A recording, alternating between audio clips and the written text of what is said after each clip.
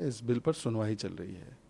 यदि एक जेपीसी के सदस्य इस प्रकार से ही देश भर में आंदोलन छेड़ेंगे तो मुझे लगता है कि कई सारे सवाली निशान तो पैदा होते ही है।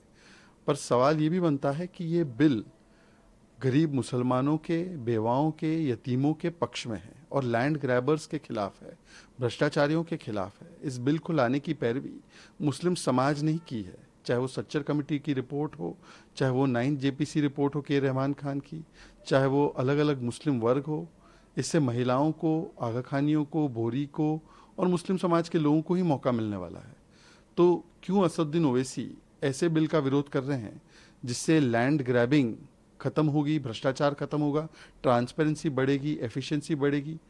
9 लाख एकड़ की प्रॉपर्टी है वक्फ बोर्ड की, पर उसमें केवल 200 करोड़ की इनकम होती है। मतलब कि कहीं ना कहीं बहुत बड़े पैमाने पर गबन हो रहा है और कुछ चंद मुट्ठी भर मुस्लिम लोग सत्ता में बैठे हुए सत्ताधीशों के साथ मिलकर इन प्रॉपर्टीज का गलत इस्तेमाल करते हैं। तो क्या असदुद्दीन ओवैसी उनके साथ आज खड़े नजर आ रहे हैं? असदुद्दीन ओवैसी को बताना चाहिए कि वो लैंड ग्रैबर्स के साथ है, भ्रष्टाचारियों के साथ है, या यतीमों, बेवाओं और जो अनाथ लोग हैं उनके साथ है। मैन मेड हत्या राज्य प्रायोजित हत्या है। 4.5 साल आपने युवाओं को रोजगार नहीं दिया और आखिरी कुछ महीने बाकी है चुनाव से पहले, या आखिरी कुछ दिन बाकी है चुनाव से पहले, तब आप हानन फानन में इस प्रकार का रिक्रूटमेंट ड्राइव करते हैं।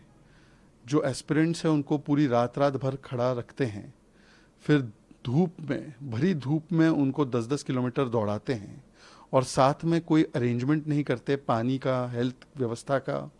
और जब उनके ऊपर इस प्रकार का हेल्थ क्राइसिस आता है तो उन्हें तुरंत इलाज देने के बदले उसमें भी लापरवाही बरती जाती है।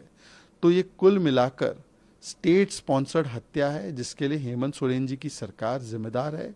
और जिस प्रकार से उनकी उदासीनता रही है युवाओं के प्रति, उनके रोजगार के प्रति पिछले 4.5 वर्षों में, ये उसका ही एक परिणाम है।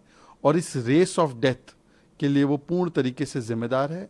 जिम्मेदारी उठाते हुए उन्हें झारखंड के युवाओं से माफ़ी मांगनी चाहिए कि इस प्रकार से व्यवस्थाएं की गई और 4.5 पौने 5 साल तक उनके लिए कोई व्यवस्था नौकरी की, रोजगार की नहीं की गई।